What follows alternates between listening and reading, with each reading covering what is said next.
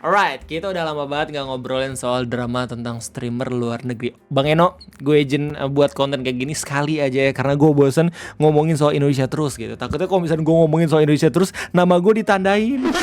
Ya semoga kagak gitu ya, najum jelek. Gue pada dasarnya ngebuat video ngopi gitu ya, biar bikin negara kita menjadi lebih baik lagi gitu, dengan ngasih saran dan juga kritikan, iya gak sih?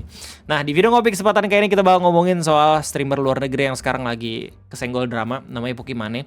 Dia merupakan salah satu streamer perempuan dengan jumlah pengikut paling banyak di Twitch gitu ya. Dan kalau misalnya buat lu semua gak tahu ya siapa itu dia, lu tinggal search aja top 10 biggest female streamer dan lu bisa menemukan Pokimane di urutan pertama. Tapi kalau misalkan by data gitu ya, setahu gua itu udah ada streamer lain yang emang penontonnya itu udah lebih banyak dibanding Pokimane. Namanya Iron Mouse. Yang bahkan udah sempat masuk berita juga kalau misalnya dia udah toe to toe atau berhadapan langsung sama Kai Cenat dalam jumlah subscribernya. Tapi kebanyakan streamer-streamer perempuan di luar negeri itu kayak nggak terlalu mengakui VTubers karena mungkin mereka masih mempertanyakan gitu ya orang di balik avatar tersebut apakah emang beneran perempuan atau laki-laki. Tapi buat kita semua para penonton VTubers gitu ya, kita semua sadar juga yakin kalau misalnya itu memang the real dari suaranya, dari pesonanya dan segala macem ya. Nggak usah terlalu dipermasalahkan lah. Kalau misalnya di avatar itu perempuan ya berarti perempuan. Kalau misalnya di avatar laki-laki ya berarti laki-laki. Karena nggak cuma ada VTubers perempuan, tapi juga ada VTubers laki-laki.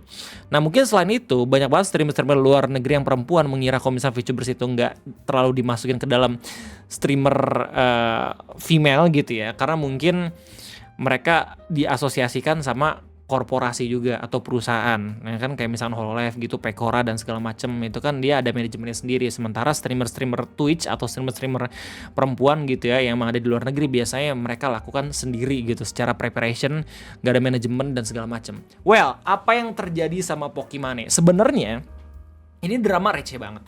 Kalau misalnya gue boleh berasumsi gitu ya, ini merupakan sebuah drama yang kayaknya hasil gorengan dari media yang biasanya ngeberitain tentang konten kreator yang nyangkut pautin antara Pokimane, Aisospeed dan juga Kai Cenat. Jadi dramanya tentang apa Bang Ray? Jadi drama itu basically cuman Pokimane yang ngutarin keresahan kalau misalkan zaman sekarang itu streamer-streamer besar itu didominasi oleh para laki, bukan perempuan. Kayak gitu doang sebenarnya.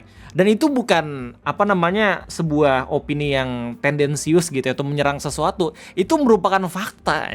Dan kalau misalnya lihat secara data gitu ya, watch Twitch channels itu emang dari 1 sampai 40 semuanya laki-laki. Sebenarnya 40 sampai 50 baru tuh udah mulai kelihatan orang-orangnya kayak siapa, Iron Mouse dan segala macem gitu.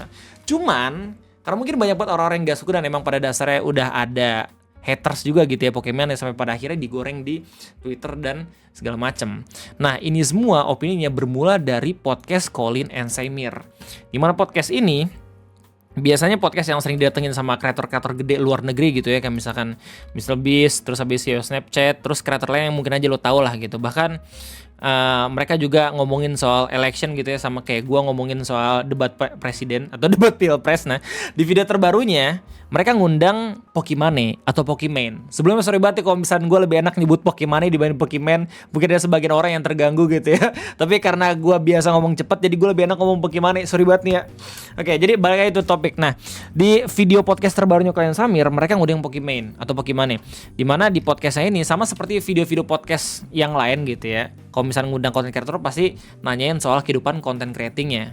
Dan dalam kasusnya Pokimane, mereka nanya tentang bagaimana kondisi Twitch gitu ya. Terus habis itu situasi di sana kayak gimana, penonton-penontonnya kayak gimana, ada masalah nggak yang emang kita nggak tahu gitu di platform sana dan segala macam. Nah di 1 jam awal podcast ini sebenarnya nggak ada jawaban yang memancing drama gitu ya. Sampai pada akhirnya di menit 80 atau di 1 jam 20 menit gitu ya, muncul sebuah pertanyaan yang menurut gue tuh ini pertanyaan basic banget. Ya ditanya tanggapan doang. Jadi Colin and Samir itu nanya tentang bagaimana tanggapannya mengenai fenomena Aisospeed dan juga Kai Cenat ke Pokimane. Jadi buat lo nggak tahu fenomena Aisospeed dan juga Kai Cenat itu apa. Jadi itu fenomena di mana dua orang ini udah kayak seakan-akan menguasai dunia streaming luar negeri gitu. Karena sekalinya dia streaming banyak banget orang-orang yang nonton. Bahkan nggak jarang juga Kai Cenat setiap kali streaming bisa melakukan world record gitu ya, bukan world record jatuhnya, kayak break the record lah. Kayak misalkan paling banyak orang yang nge-subscribe gitu dalam sekali stream ya, karena emang dia juga sering banget kolaborasi sama artis-artis film gitu ya. Terus kita belum lagi ada Speed yang dia selalu keliling kemana-mana gitu, keliling dunia ya, ngasih nyari penonton yang baru. Dan menurut gue ini menarik banget pendekatan iSoSpeed dan juga kayak Senat, dimana mereka ini kayak lebih menjemput bola untuk mencari penonton-penonton baru agar bisa menyaksikan streaming mereka, dibandingin mereka harus mencari penonton-penonton dari streamer-streamer lain yang udah punya penonton. Dan menurut gue ini penting banget coy. Karena apa? Karena buat lu semua yang emang baru pertama kali ngonten, atau buat lu semua yang baru pertama kali pengen mulai terjun menjadi streamer, lu harus tahu dulu kalau misalnya lu gak punya base penonton, lu harus melakukan dua pendekatan. Nyari penonton dari penonton yang udah pernah nonton streaming, atau nyari penonton baru yang belum pernah nonton streaming sama sekali. Biasanya orang-orang yang pengen jadi streamer gitu ya, pasti ngelihat, oh streamer lain punya banyak penonton nih, gue bisa nih punya banyak penonton sama kayak dia. Tapi mereka nggak tahu gitu ya, kalau misalnya untuk menggait penonton dari streamer lain itu susah. Dan nanti berputarnya bakal ke situ-situ aja. Makanya pendekatan yang dilakuin sama iSoSpeed dan juga Kaizenat itu menurut gue efektif banget. Karena selain bisa membuat orang-orang jadi terbiasa nontonin streaming, mereka juga kayak jadi gerbang baru gitu untuk ngebuka pintu rezeki bagi streamer-streamer yang lain. Karena basically kayak mereka ngasih potensi penonton baru gitu ke streamer lain. Dan kalau misalnya lu lihat dari jawabannya Pokimane gitu waktu ditanya kayak gitu pertama kali, jawabannya tuh nggak salah. Dia bilang kalau misalkan, oh iya emang mereka berdua itu adalah salah satu orang yang hebat. Mereka adalah generational streamer gitu ya. Emang sekarang banyak banget orang-orang tahu gitu namanya mereka gitu. Bahkan mereka tuh melakukan sesuatu yang tidak pernah dilakukan sama streamer zaman dulu pada umumnya, sampai pada akhirnya punya banyak banget penonton gitu. Jadi kalau misalnya streamer zaman dulu, kalau misalnya main game itu kan harus jago biar banyak banget penontonnya kayak misalnya Ninja gitu. Sementara kita punya kayak Senat dan juga iSoSpeed yang emang melakukan sesuatu kayak misalkan main game itu mereka sampai harus nias ruangannya dulu gitu. Belum lagi ada challenge yang emang menarik dan segala macam yang emang benar-benar variatif banget. Sampai pada akhirnya mereka ya bisa menghasilkan dan juga bisa merasakan buah dari kerja kerasnya itu dengan banyak banget penontonnya. Cuman yang dipermasalahin sama orang-orang itu adalah jawaban kedua dari Pokimane, di mana setelah memuji Pokimane kayak mengutarakan keresahannya dia dengan bilang ya, dengan adanya fenomena ini gue jadi agak sedikit sedih dengan melihat fakta kalau misalkan urutan streamer-streamer terbesar gitu ya, 10 terbesar atau berapapun itu gitu, pokoknya the big streamer itu kebanyakan male dominated atau kebanyakan dari laki-laki.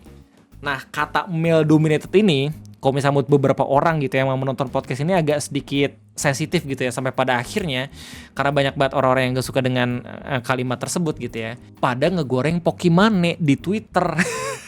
Bahkan gak sedikit orang-orang yang akhirnya berkomentar tentang fenomena ini dengan bilang, oh jelas lah streamer laki-laki kayak misalkan iSoSpeed juga kayak Senat pantas lebih banyak penontonnya dibandingin yang perempuan gitu, streamer perempuan. Karena apa? Kalau misalnya perempuan di luar negeri itu kebanyakan cuma duduk doang, ngobrol-ngobrol segala macam, menikmati hasil saweran. Sementara iSoSpeed dan juga kayak Senat bahkan sampai harus keluar ruangan buat dekor dan segala macam gitu, effortnya lebih kerasa gitu. Bahkan gara-gara ini muncul lagi perang gender yang menurut gue gak terlalu perlu gitu loh. Emang akun-akun konten kreator kayak Drive Alert ini bener-bener bisa banget ngeliat peluang gitu dengan mengaitkan antara the big streamer name dan juga permasalahan internet yang never ending stories gitu, yang dimana tidak akan selesai gitu. Ngomongin soal gender mana yang lebih superior, aduh anjir. Nih ya, kalau misalnya gue boleh beropini gitu ya, mau itu perempuan mau itu laki-laki, kalau misalnya lu capable dan juga bener-bener worth it untuk mendapatkan title tertentu gitu ya, kayak misalkan dalam kasus saya ini the big streamer, menurut gue sih nggak masalah itu mau perempuan atau mau laki-laki gitu. Gue pun sebagai streamer laki-laki yang kerjaannya ngebacot dan juga nge-yapping kayak gini gitu, selalu menghormati perempuan yang pada akhirnya punya usaha atau effort gitu dalam membuat konten-konten yang terbaik gitu, entah itu buat video ataupun buat streaming. Jadi intinya sebenarnya ini permasalahan kan udah gue bilang receh doang gitu, cuman dimulai dari pertanyaan lu suka atau gimana tanggapan soal kayak Senat juga iSoSpeed, terus dibalas dengan curhatan dengan bilang kayak, oh gue resah nih karena nggak banyak streamer perempuan yang menempati top streaming lagi gitu doang sebenarnya. Dan emang secara fakta benar. Cuman emang orang-orang kadang emang suka ribut gitu di internet, dan gak cuman orang Indonesia doang yang emang seneng ribut gitu, tapi orang-orang luar negeri juga.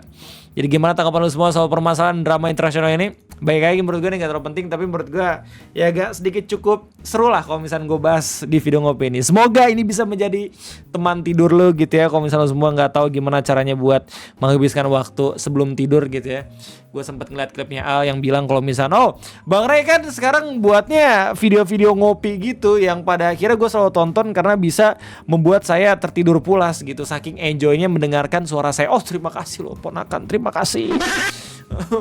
Jadi intinya itu aja dari gue, terima kasih banyak. Kalau misalnya kalian semua suka, jangan lupa like, dan kalau misalnya kalian semua belum subscribe, jangan lupa buat subscribe. Kita ketemu lagi di next streaming dan juga next video. Sampai jumpa.